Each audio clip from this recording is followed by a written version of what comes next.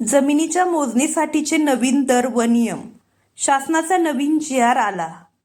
राज्यामधील शेतकरी व जमीनधारकांसाठी दिलासादायक निर्णय घेण्यात आलेला आहे.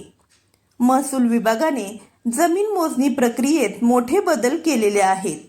महसूल मंत्री चंद्रशेखर बावनकुळे यांनी जाहीर केलेले आहे की नवीन नियमावलीनुसार कुटुंबांतर्गत वाटणी झालेल्या जमिनींच्या पोटहिस्स्याच्या मोजणीसाठी आता फक्त 200 रुपये शुल्क आकारण्यात येणार आहे. यासोबतच नियमित मोजणी व द्रुतगती मोजणीसाठी कालमर्यादाही निश्चित करण्यात आलेली आहे. त्यामुळे जमीन मोजणीच्या कामाला वेग येण्याची अपेक्षा व्यक्त करण्यात येत आहे.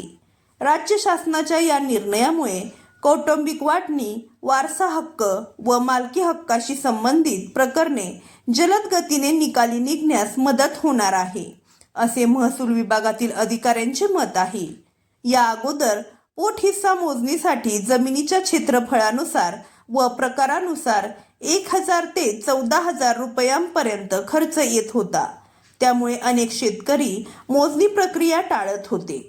नवीन निर्णयामुळे आर्थिक भार कमी होणार आहे व मोजणीसाठी अर्ज करणाऱ्याची संख्या वाढण्याची शक्यता आहे. नियमित व द्रुतगती मोजणीसाठी निश्चित कालमर्यादा.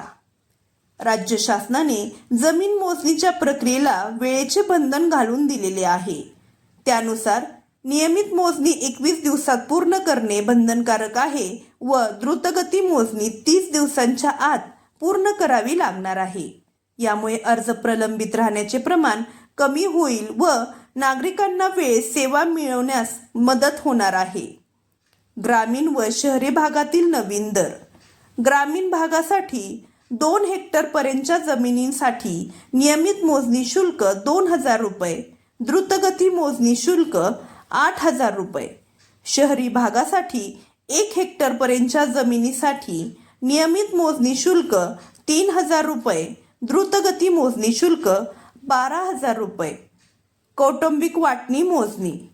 न्यायालयीन आदेश किंवा परस्पर संमतीने झालेल्या वाटणीच्या प्रकरणामध्ये प्रति पोटहिस्सा फक्त 200 रुपये शुल्क आकारण्यात येणार आहे. गुंठेवारी क्षेत्रासाठी.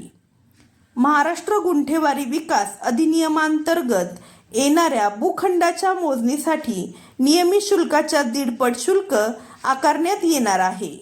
अनुपस्थितीबाबत नवे नियम. मोजणीच्या निश्चित तारखेला अर्जदार स्वतः शेतात उपस्थित नसला तर त्याला मूळ शुल्काच्या 50% किंवा कमाल 10,000 रुपये पुनर्भेट शुल्क भरावे लागणार आहे.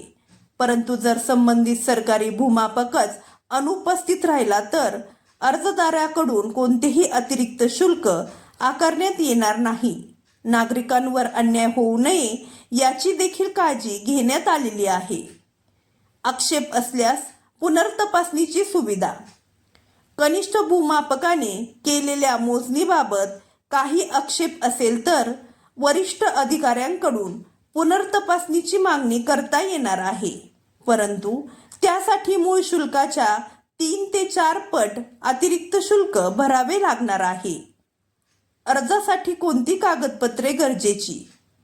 7/12 उतारा, फेरफार उतारा, गाव नमुना 8A, ओळखपत्र, संबंधित जमिनीची माहिती, विहित नमुन्यातील अर्ज, आवश्यक असलेल्या वारसदारांची संमतीपत्रे. अशाच नवनवीन व महत्त्वपूर्ण माहितीसाठी आपल्या चॅनलला सबस्क्राईब करा. चला तर मग भेटूया पुढच्या व्हिडिओमध्ये. धन्यवाद.